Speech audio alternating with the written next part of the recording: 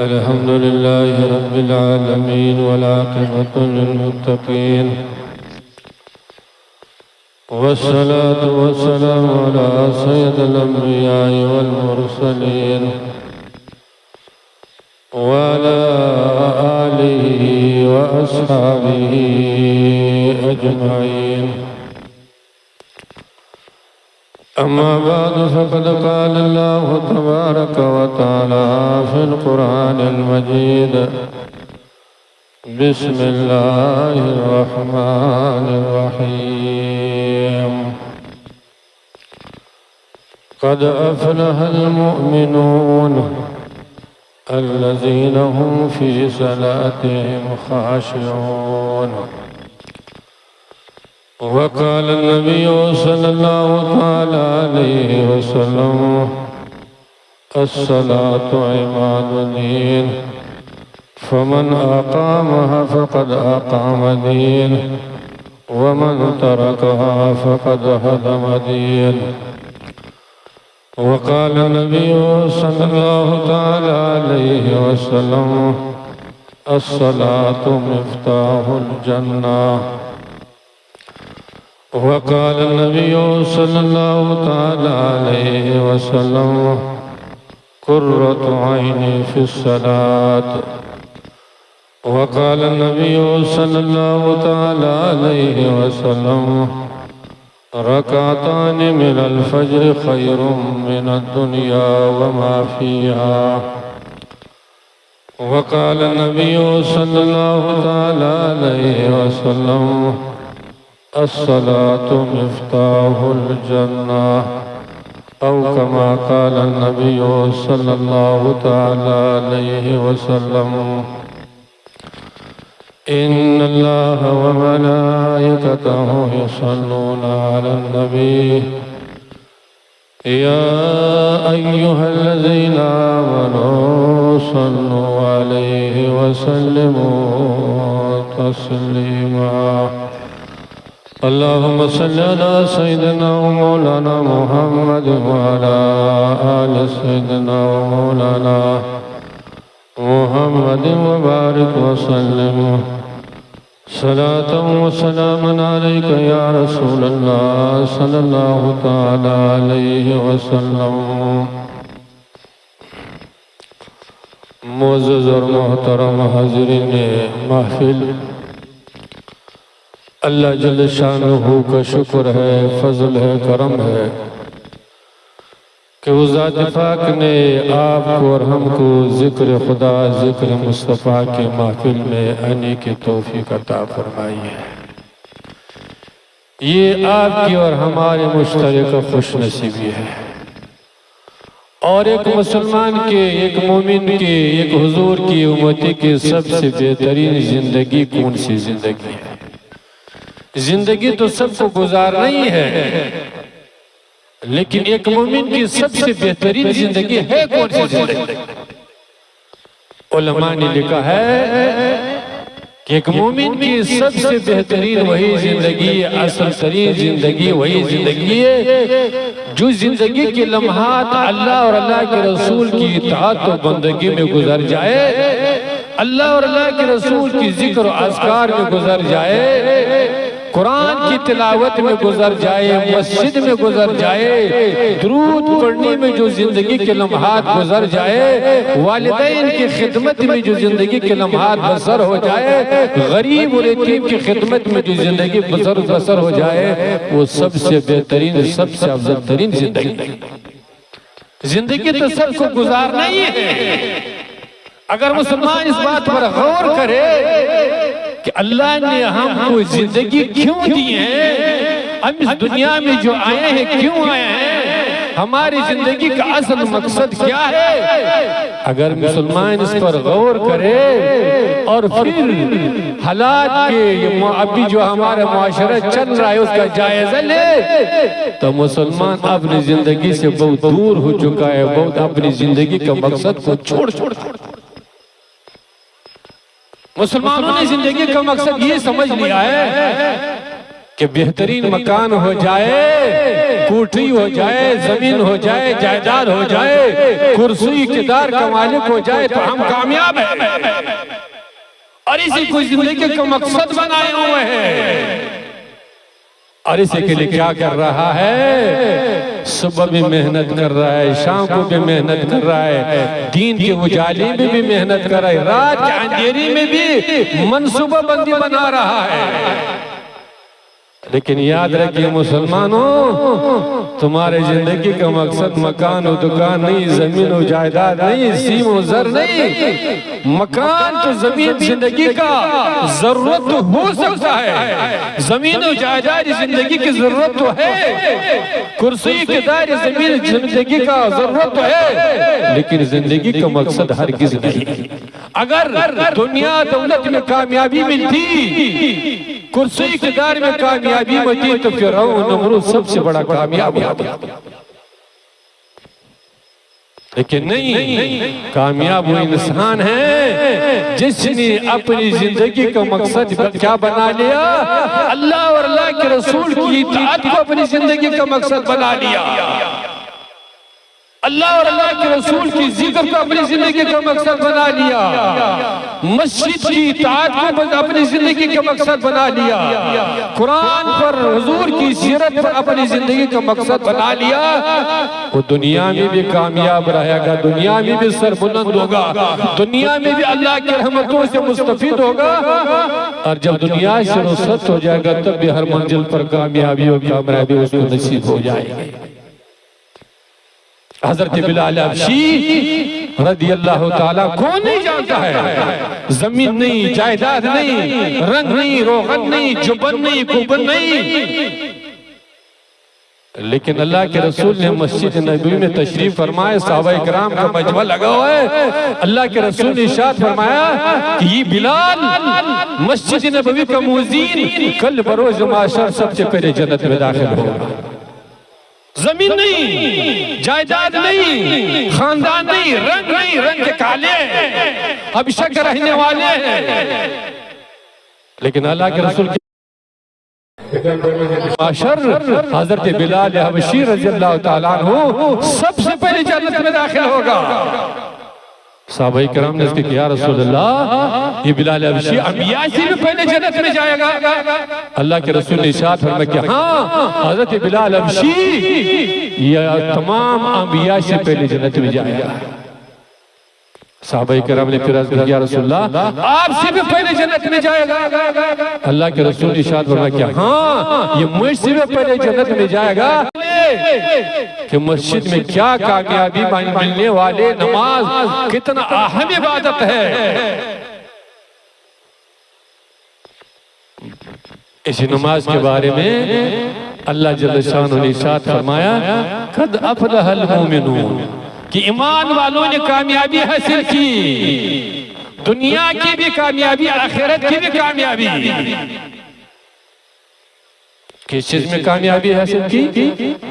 الذین هم فی صلاتہم خاشعون، ان ایمان والوں نے کامیابی حاصل کی جو کیا کر رہے ہیں؟ اپنی نماز کو مسجد میں باجماعت ہو کر کے خشوع و خضوع کے ساتھ ادا کر رہے ہیں، وہ دنیا میں بھی کامیاب رہیں گے، آخرت میں بھی کامیاب رہیں گے، اللہ دنیا میں بھی سربلندی عطا فرمائے گا، اور کل بروز محشر میں وہ جنت کا مستحق بن کر کے رہے گے۔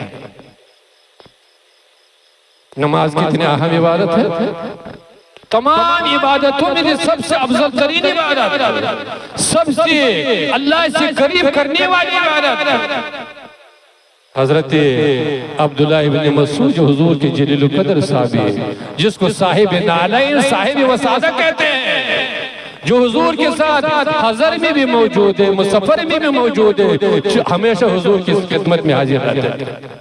ایک دن حضور کی خدمت میں کہ یا رسول اللہ، ای العمل افضل، یا اللہ کے رسول تمام اعمال میں سے سب سے افضل ترین عمل ہے کون سا؟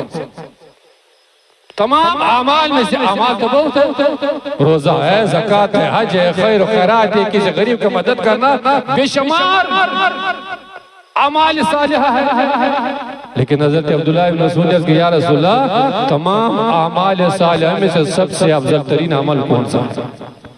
اللہ کے رسول نے ارشاد فرمایا الصلاۃ لوقتها، نماز کو اپنے وقت پر ادا کرنا، نماز کو باجماعت ادا کرنا، نماز کو مسجد میں ادا کرنا، نماز کو اللہ کے رضا کے لیے ادا کرنا، یہ تمام عبادتوں میں سے سب سے افضل ترین، سب سے اللہ سے قریب کرنے والی عبادت ہے۔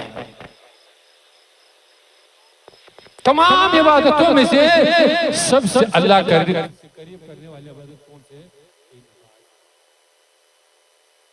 حضرت عبداللہ ابن مسعود سے یا رسول اللہ ثم ای العمل، اللہ کے رسول نماز کے بعد کا دوسرا سب سے بہترین، سب سے افضل ترین عبادت اللہ کے رسول نے فرمایا بر الوالدین، والدین کے ساتھ نیک سلوک کرنا، والدین کو خوش کرنا، والدین کو راضی رکھنا، یہ نماز کے بعد سب سے بہترین، سب سے افضل ترین عبادت ہے۔ آج ہمارے معاشرہ کا جائزہ لیجیے، مسجد تو بہت بہترین بنائے گا ماشاءاللہ، پنکھے کا بھی انتظام ہے، سنگ مرمر بھی بچ گئی ہے، اسی کا بھی انتظام ہے، پانی کا بھی انتظام ہے، امام صاحب کا بھی انتظام ہے، مؤذن صاحب بھی موجود ہے، اذان بھی ہو رہی ہے، صدا لگ رہی ہے، حی علی الصلاۃ، حی علی الصلاۃ، حی علی الصلاۃ، 5 مرتبہ اللہ کی طرف سے بلایا جا رہا ہے، اللہ کی طرف سے آواز دیا جا رہا ہے، کسی مجسٹر کی طرف سے نہیں، کسی کلکٹر کی طرف سے نہیں، کسی مفتی صاحب کی طرف سے نہیں، کسی پیر صاحب کی طرف سے نہیں، اللہ کی طرف سے مسلمان کا آواز دیا جا رہا ہے، حی علی الصلاۃ، حی علی الصلاۃ، حی علی الصلاۃ، اے ایمان والو کامیابی کی طرف آؤ، اے ایمان والو کامیابی کی طرف آؤ، اللہ کی طرف سے کامیابی کی طرف بلایا جا رہا ہے۔ لیکن مسلمان مسجد کے بغل میں بیٹھے ہوئے، ہوٹل پر گپ شپ لگائے ہوئے، غیبت کر رہا ہے، چغل خوری کر رہا ہے، موبائل چلا رہا ہے، کاروبار کر رہا ہے، صحیح سلامت ہے، اور اللہ کی طرف سے بلایا جا رہا ہے حی علی الصلاۃ، حی علی الصلاۃ، حی علی الفلاح، لیکن مسلمان ٹچ سے مس ہونے والا نہیں، کاروبار چھوڑنے والا نہیں، غیبت چھوڑنے کے لیے تیار نہیں، مسجد میں جانے کے لیے تیار نہیں، خدا کے بارگاہ میں جھکنے کے لیے تیار ہے۔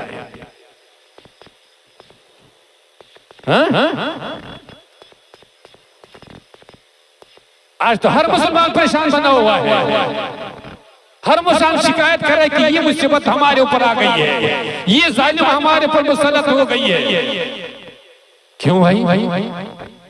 کبھی مسلمان یہ بھی اپنے گریبان میں جاکا ہے کہ ہم اللہ کی نعمتوں کھا رہے ہیں، نعمتوں سے مستفید ہو رہے ہیں، سانس لے رہے ہیں، پانی پی رہے ہیں، کھانا کھا رہے ہیں، لیکن 5 وقت نماز بارگاہ الہی میں جھکنے کے لیے تیار نہیں۔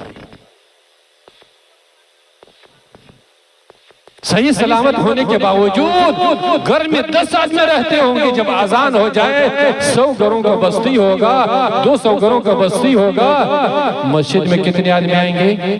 10 آدمی، 15 آدمی، 20 آدمی، جو ضعیف ہوں گے، بڑے ہوں گے، وہ مسجد میں آئیں گے، نوجوان مسجد سے غائب، صحت مند مسجد سے غائب، تو پھر کیا ہوگا؟ دنیا بھی غارت بنے گی، دنیا کی زندگی میں بھی غارت، ٹینشن ہوگا، پریشانی ہوگی، ظالم مسلط ہوگا، اور اس سے زیادہ پریشانی کب ہوگی؟ مرنے کے بعد شروع ہونے والی ہے۔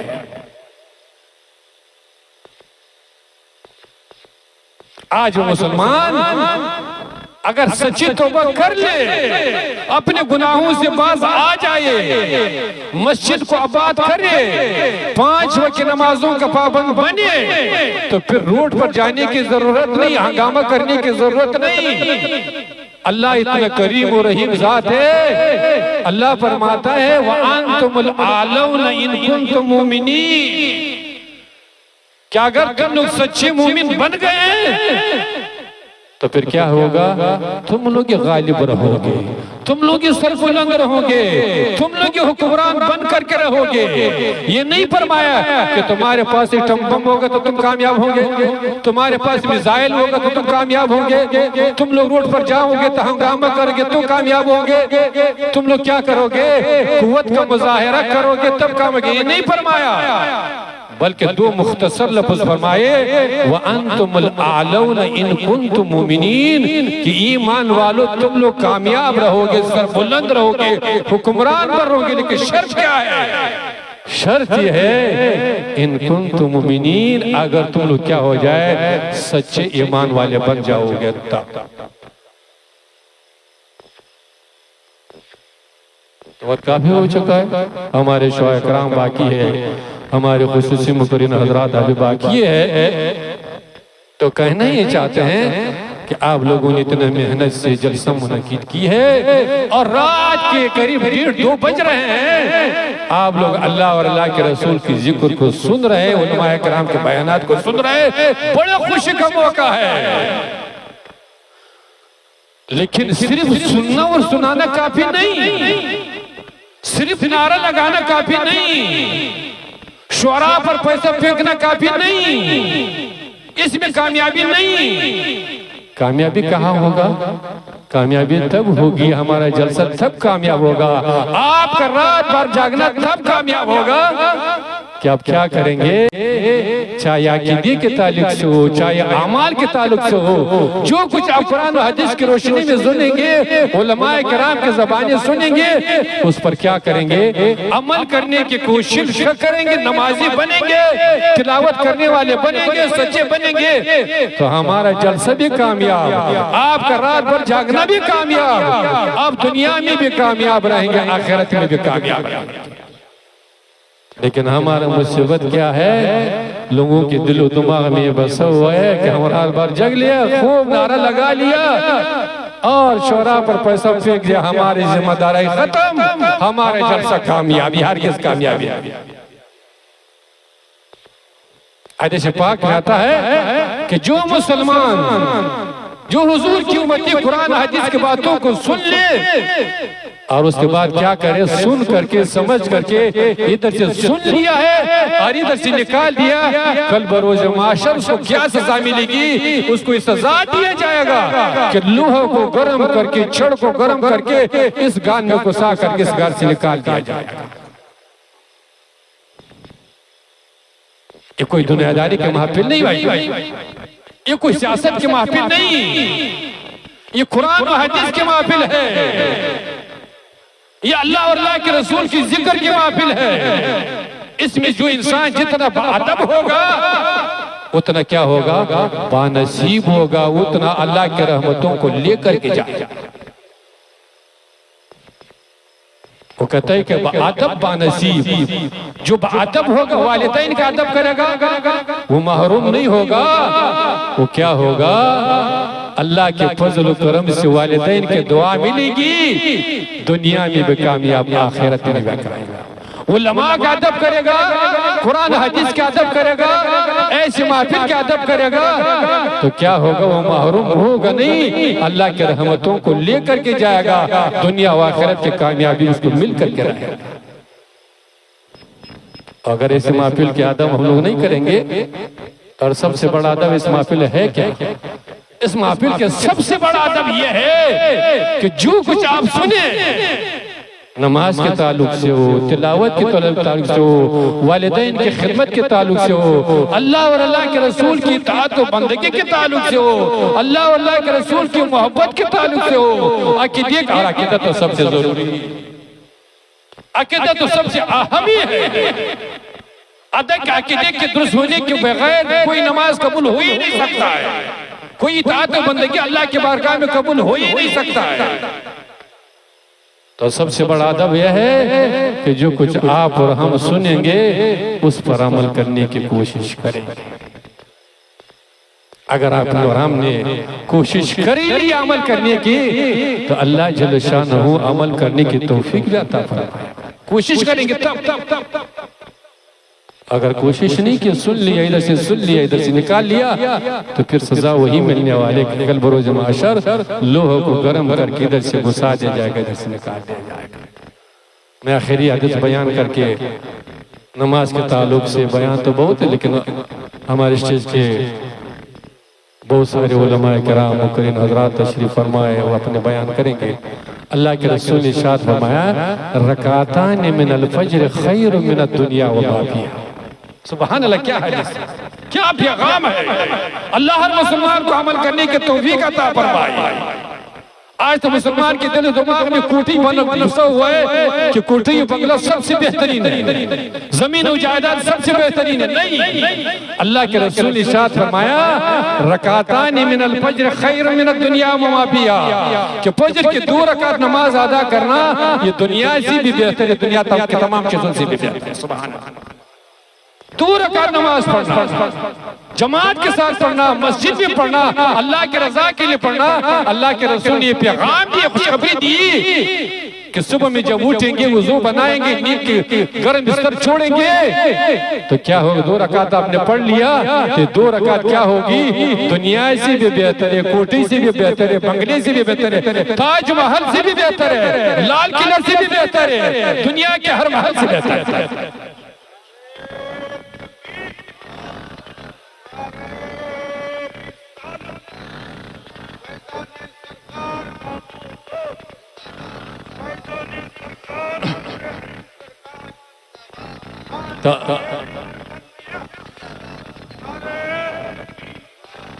بہتر ہے، کیوں بہتر ہے؟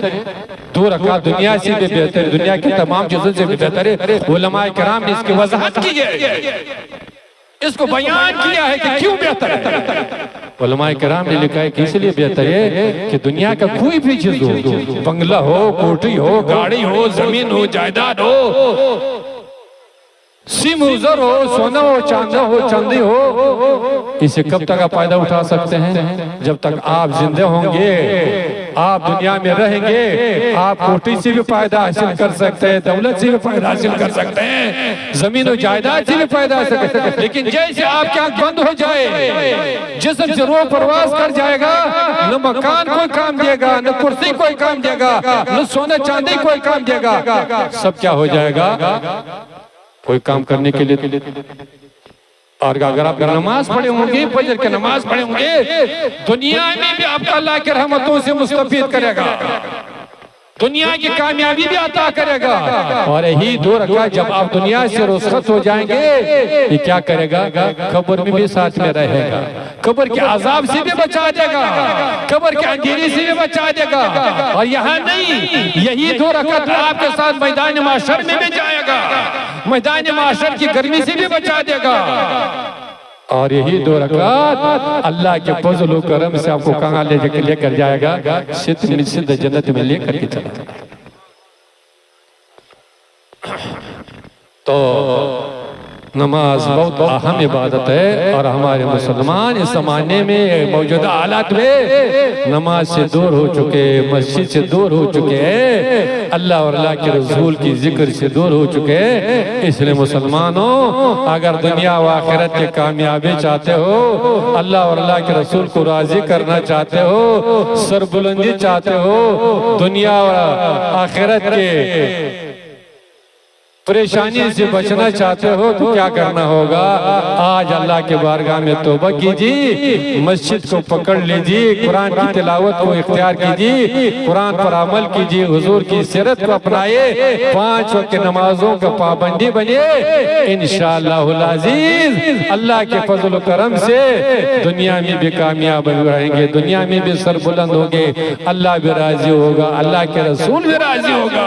اور مرنے کے بعد یہی قبر جسے انسان تصور کر کے گھبرانے لگتا ہے، یہی اندھیرے کی کوٹری، یہی تنہائی کی جگہ، یہی کیڑے مکوڑوں کی جگہ قبر۔